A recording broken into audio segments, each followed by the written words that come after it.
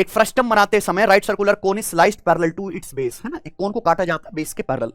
Height of original cone is 35 centimetre, cut is made 14 centimetre from the vertex. ठीक है भाई, ये कोन है, इस कोन को काटा जाता है इस तरीके से बेस के पैरेलल, तो एक फ्रस्टम बन गया, एक छोटा कोन बन गया।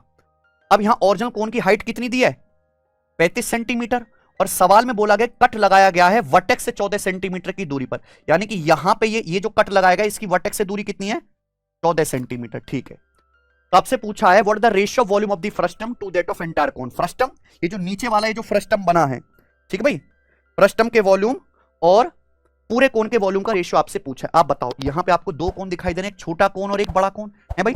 छोटे कोन और बड़े कोन की हाइट का रेशियो कितना है, 7 दूनी 14, 7 पंजे 35। तो छोटे वाले कोन और बड़े वाले कोन के वॉल्यूम का रेशियो क्या आएगा, इसका क्यूब, वॉल्यूम सेंटीमीटर क्यूब में नापते हैं, यानी कि 8/125। ये छोटे वाले कोन और बड़े वाले कोन के वॉल्यूम का रेशियो है।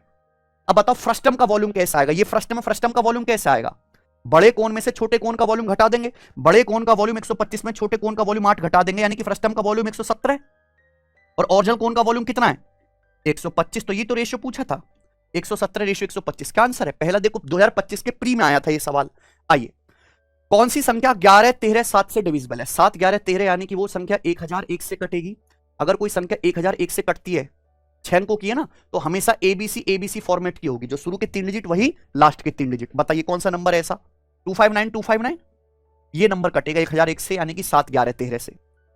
पी और क्यू 400 मीटर की रेस में भाग लेते हैं। पी 12 किलोमीटर पर आवर की स्पीड से दौड़ता है।